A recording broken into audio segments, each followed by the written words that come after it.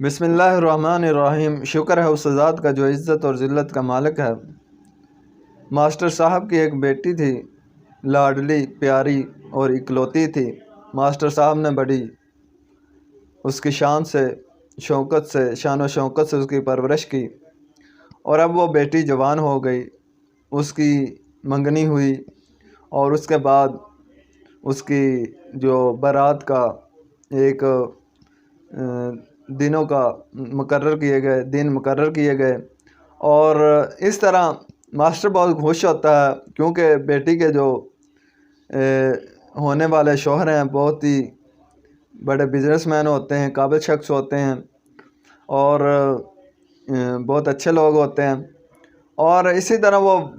جہیز کے دوسرے معاملات ہوتے رہے۔ بالآخر جس دن بارات نے آنا تھا وہ دن آیا۔ ماسٹر صاحب نے کھانے پکانے کا تمام معاملات دیکھے، اور اسی دوران اسے ایک کال آیا کہ جو دولہے کے والد صاحب نے کیا تھا کہ ہمارے بیٹے کو جہیز میں ایک 10 مرلے کا پلاٹ بھی دیا جائے۔ ماسٹر نے جب یہ خبر سنی تو وہ بڑا پریشان ہوا، کیونکہ ماسٹر کے ویسے حالات نہیں تھے، ماسٹر کی زندگی بہت مشکل تھی۔ بالآخر اس نے پریشانی میں بیٹی کو بتایا کہ یہ معاملات ہیں، یہ ایسے بات ہوئی ہے۔ تو بیٹی نے کہا کہ ابا جان انہیں منع کر دیں، ہم وہاں رشتہ نہیں کریں گے، کیونکہ جو لوگ پہلے ہی لالچ کر رہے ہیں، پہلے ہی اپنی ڈیمانڈ بتا رہے ہیں، وہ آپ کی بیٹی کو کیسے خوش رکھیں گے؟ بالآخر باپ ہی ہوتا ہے، وہ بیٹی کے معاملات کو اچھے انداز سے پورا کرنا چاہتا ہے کہ کسی وجہ سے بیٹی کو تانا نہ دیا جائے کہ آپ کے باپ نے یہ نہیں کیا۔ اور لیکن باپ کی اب یہ اتنی حیثیت نہیں ہوتی کہ وہ 10 مرلے کا پلاٹ اسے دے۔ بالآخر اس نے بیٹی کے کہنے پر انہیں کچھ کہا تو نہیں، لیکن جب اس نے اپنے دوست کو بتایا یہ تمام واقعہ، جو اس کا بچپن کا یار ہوتا ہے، اس نے جب اپنے دوست کی یہ تکلیف دیکھی تو اس نے کہا کہ کوئی بات نہیں، آپ ایسا کریں، میرا بیٹا ہے، اس کے ساتھ ہم آپ کی بیٹی کی شادی کر دیتے ہیں، اور لہٰذا ان لوگوں کو سبق دینا ضروری ہے۔ اسی طرح اس دوست نے کہا کہ انہیں بتائیں کہ آپ کو جہیز میں 10 مرلے کا پلاٹ ضرور ملے گا، لیکن بیٹی نہیں دیں گے۔ لیکن انہوں نے اس بات کو غور سے نہیں سنا، اور 10 مرلے کا پلاٹ سننے کے بعد وہ خوش ہوئے کہ ہماری جو مطالبات تھے جہیز کے وہ پورے ہو گئے، اور وہ روانگی ان کی آئی، بارات آئی تو اس نے دیکھا کہ دولہے نے دیکھا کہ دلہن کے ساتھ پہلے ہی ایک دولہا موجود ہے، اور اس طرح اس نے اپنے غصے کا اظہار کیا کہ ایسا کیوں کرا ہے، کیونکہ پہلے ہی ان کے تمام معاملات ہو جاتے ہیں۔ اور اس طرح جب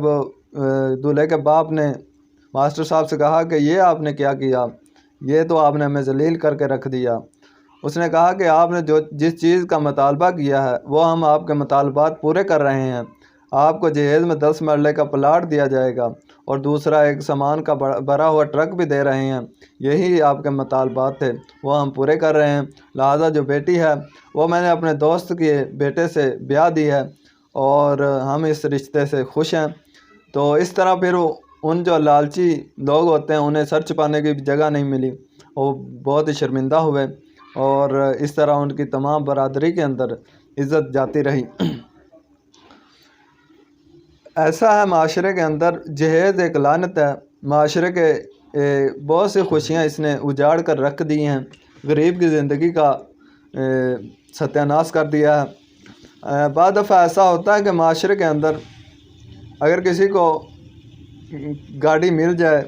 تو اس کی پھر برادری کے اندر بہت واہ واہ ہوتی کہ اس کے سسرال نے اس کو بہت ہی اچھی گاڑی دی ہے، اور اسی طرح اگر